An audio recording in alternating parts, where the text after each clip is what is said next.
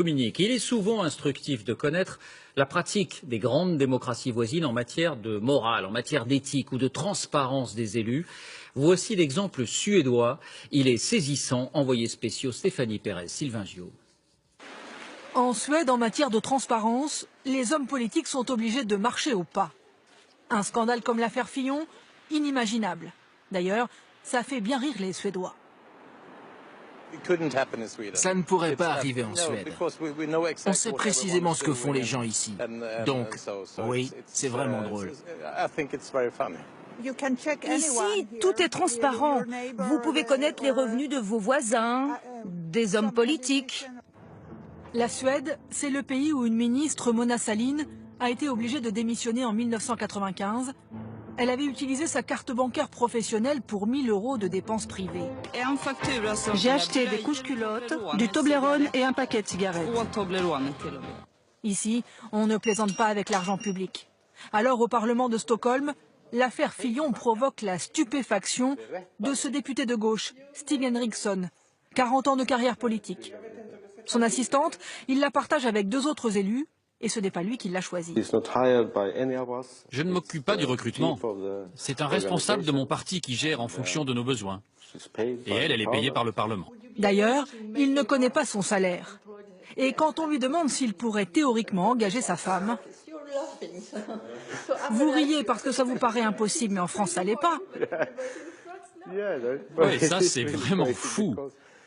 Parce que en Suède, si on a besoin de recruter quelqu'un, eh bien on passe une annonce, comme dans n'importe quelle entreprise.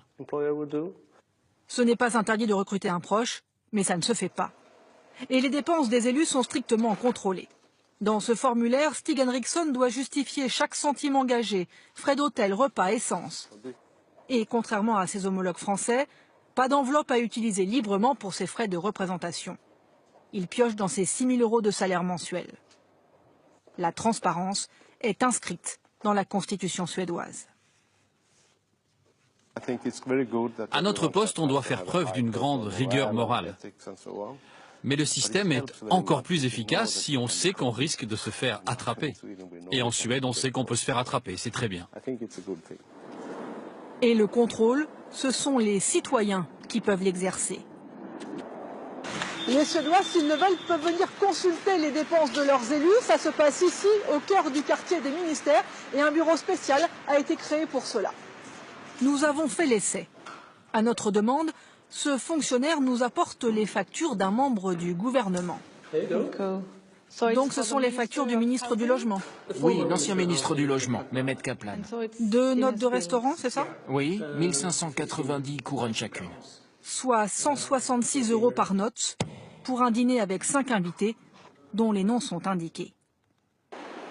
Pour surveiller l'argent public, les Suédois se sont organisés. Christian Ekström préside une association de contribuables. Il est devenu le gendarme des dépenses nationales pour une bonne raison. On paye des impôts très élevés en Suède. Donc c'est important de surveiller comment les hommes politiques dépensent notre argent. Et de leur dire, vous avez le pouvoir, mais on vous contrôle. Et si vous gaspillez l'argent des contribuables, on sera sur votre dos. Un système qui fait ses preuves. La Suède se classe chaque année dans le top 5 des pays les moins corrompus au monde.